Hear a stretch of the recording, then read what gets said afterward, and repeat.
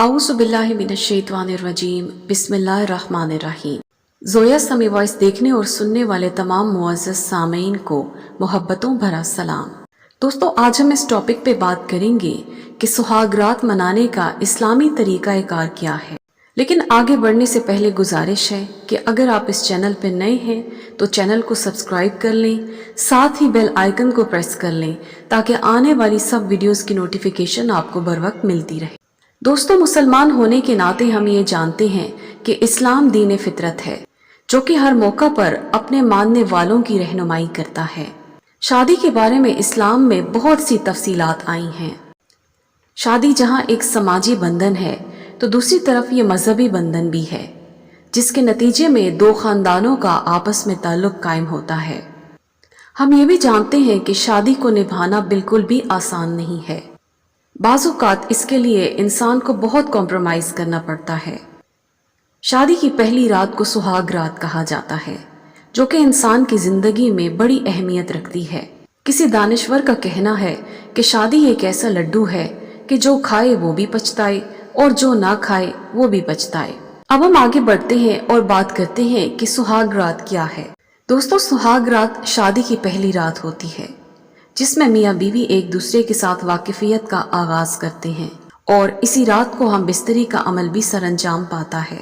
लेकिन हमारे यहाँ अक्सर व बेशतर इसके मानी गलत समझे जाते हैं। इस रात को शबे उरूसी और शबे ज़फ़ाफ का नाम भी दिया जाता है। इस रात में जब एक मर्द और औरत मियाँ बीवी के रूप में जिंदगी में पहली बार एक दूसरे के आमने सामने आते हैं तो मुआशरा और मजहब उन्हें हर तरह की जिनसी आज़ादी दे देता है।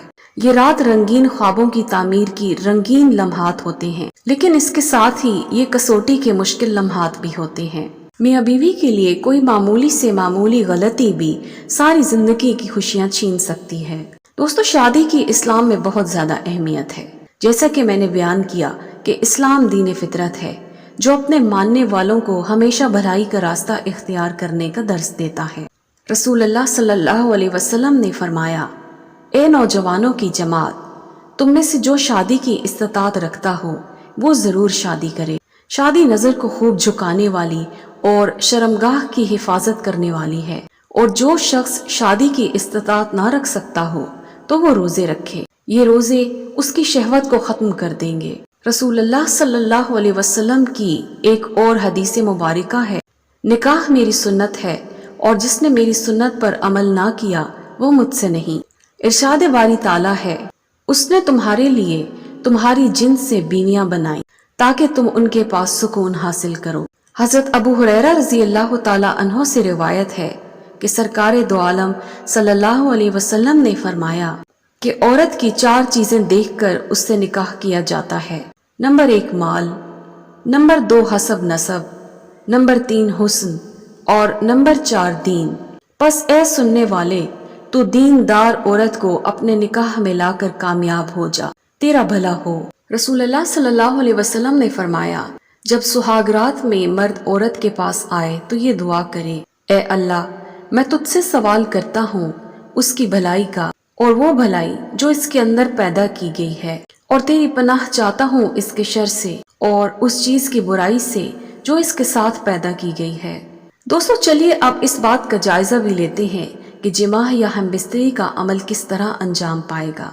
आगे बढ़ने से पहले याद रहे कि सूरह अहज़ाब आयत नंबर 53 में अल्लाह ताला ने फरमाया कि अल्लाह ताला हक बात कहने से नहीं शर्माता। एक हदीस में मरवी है कि कोई अपनी बीवी के साथ ऐसे जिमाह ना करे जैसे जानवर एक दूसरे के साथ करते हैं, बल्कि इब्तिदा में कुछ बोसो किनार और गुफ्तगू होनी चाहिए। लेकिन बाएतबार सनद मुहद्दिसीन ने इस हदीस को ज़ईफ करार दिया है। एक दूसरी हदीस में है कि जब कोई बीवी के पास आए तो इस तरह नंगा ना हो जैसे कि 2 गधे नंगे होते हैं। दोस्तों, मुबाशरत से कबल औरत को भी जिमाह के लिए जिस्मानी और ज़हनी तौर पर तैयार करना चाहिए।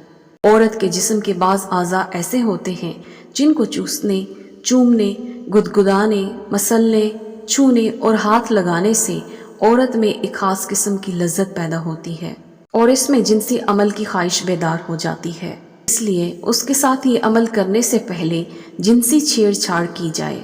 उसकी ज़बान, लबो रुखसार اور اس کے جسم کے خاص حصوں کو چھوا جائے، اس کے ساتھ بغل گیر ہوا جائے اور اس کے مخصوص اعضاء کو سہلایا جائے تاکہ اس پر شہوت غالب آ جائے اور وہ اس خاص عمل کے لیے تیار ہو جائے۔ دوستو، ہم بستری سے قبل عورت کے ساتھ جنسی کھیل کھیلنے کی وجہ سے عورت کے عضو خاص میں رطوبت اور چکناہٹ پیدا ہو جاتی ہے، جس کی وجہ سے عورت کو اس عمل کے وقت تکلیف نہیں ہوتی، اور یہ رطوبت اور چکناہٹ مرد کے لیے بھی آسانی پیدا کرتی ہے۔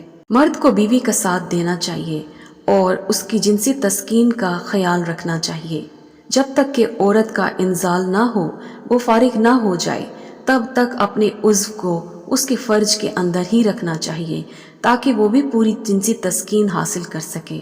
تو اب ہم بات کرتے ہیں کہ اس خاص رات کے لیے کیا کیا ضروری ٹپس ہیں جن کا خیال رکھا جائے۔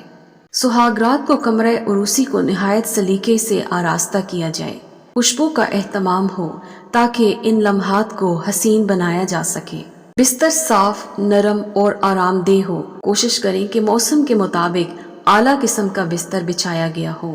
اس رات کو کھانا عموماً کم کھایا جاتا ہے، لیکن معدہ بالکل خالی نہیں ہونا چاہیے۔ کوشش کریں اگر بھوک نہ بھی ہو تب بھی کچھ تھوڑا بہت کھا لیں۔ اگر دلہن کو ذہنی یا جسمانی تکلیف ہو، اپنے پیاروں سے جدائی کا صدمہ ہو، طبیعت پر خوف کے اثرات نمایاں ہوں، تو اس کے ساتھ تسکین اور تسلی کی باتیں کریں اور فوراً یہ خاص عمل شروع نہ کر دیں۔ جب آپ محسوس کریں کہ اس کے دل سے بوجھ ہلکا ہو گیا ہے تو ہم بستری کے لیے مائل کریں، جس کے لیے اس کو بوس و کنار کریں تاکہ وہ خود بخود آپ کی طرف مائل ہونا شروع ہو جائے۔ دوستو، ہمارے ہاں نوجوان طبقہ یہ خیال کرتا ہے کہ دراصل یہ وہ رات ہے جس میں زیادہ سے زیادہ جسمانی تعلق کا موقع فراہم ہوتا ہے، لیکن ایسا کرنا غلط ہے کیونکہ دلہن کی پسند اور ناپسند کو بھی ترجیح دینا چاہیے۔ دراصل یہ رات عورت کو ازدواجی تعلقات سے بہرور کرنے کے ساتھ ساتھ اس کی نفسیات کو جانچنے کی بھی ہوتی ہے۔ اس لیے صرف ہم بستری کا عمل ہی سہاگ رات نہیں ہوتا، بلکہ اس رات میاں بیوی کو ایک دوسرے کو جاننے کا موقع بھی ملتا ہے۔ دوستو، یہ تھی ہماری آج کی ویڈیو اچھی لگے تو لائک کر دیں، چینل کو سبسکرائب کر دیں